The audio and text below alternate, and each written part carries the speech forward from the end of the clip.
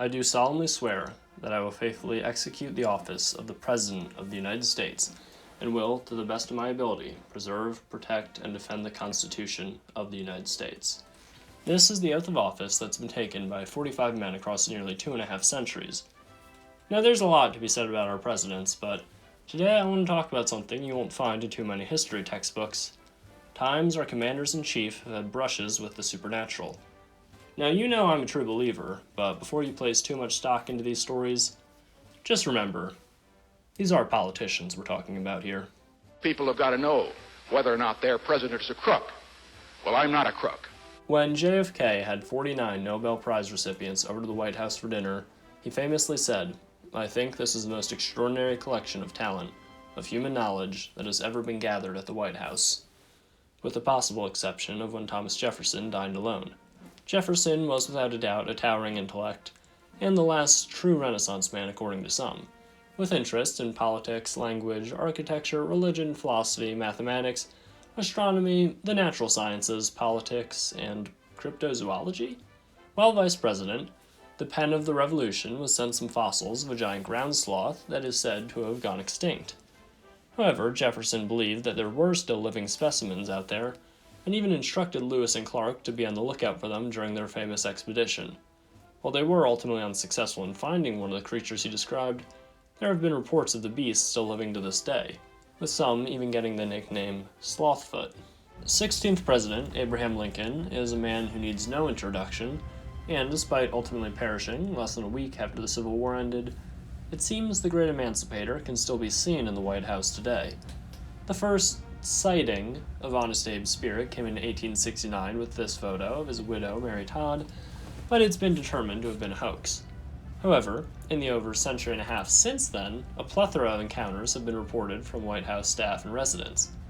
Unsurprisingly, he seems to have a preference for spending time in the Lincoln bedroom, with many hearing his footsteps outside of it, and multiple eyewitnesses having described seeing the former president either lying on the bed or sitting down on it to put his boots on. Why a ghost would need boots, well, don't ask me. While sleeping in the room, 33rd President Harry Truman heard rapping on the door, with no one on the other side. Two foreign world leaders, Queen Wilhelmina of the Netherlands and Winston Churchill, reported physically seeing the ghost of the rail splitter, but only one president ever recorded an encounter. The hero of San Juan Hill, Teddy Roosevelt. 26th President Theodore Roosevelt was without a doubt the ultimate outdoorsman, spending time as a rancher, leader of the Rough Riders, and the man responsible for the creation of our national parks. With all his time spent in the wilderness, it's only natural that he'd be familiar with some stuff you can't find anywhere else. In his 1893 book, The Wilderness Hunter, Roosevelt shared a story he was told by a fellow hunter only known as Bauman.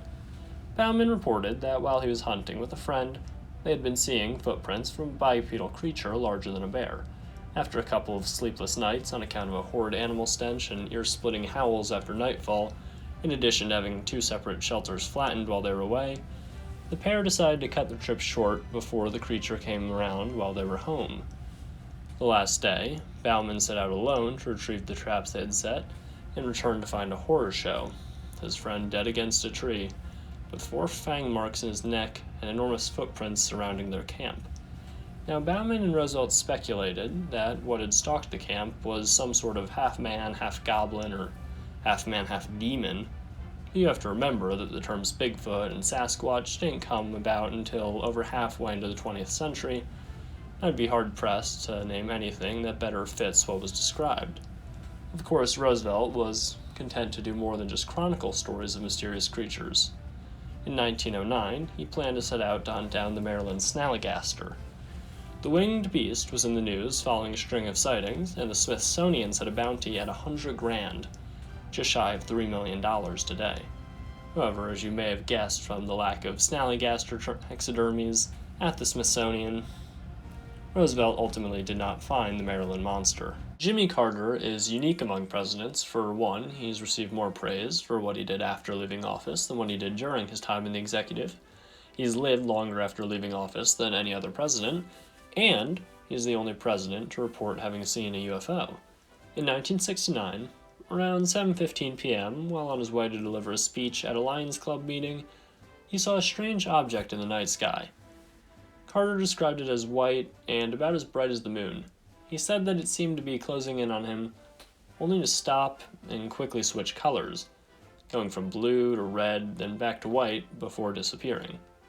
Certainly patriotic. In 1973, while governor of Georgia, he filed a report to the International UFO Bureau, and while campaigning for the presidency in 1976, even stated, "One thing's for sure. I'll never make fun of people who say they've seen unidentified objects in the sky. If I become president, I'll make every piece of information this country has about UFO sightings available to the public and scientists." However, once he did come to the Oval Office, he went back on this pledge citing security reasons. So, what do you think about these stories from the men in the Oval Office? Let me know in the comment section below. And while none of these tales can be confirmed one way or the other, if you really want to claim there's nothing supernatural out there, all I've got to say is, there you go again.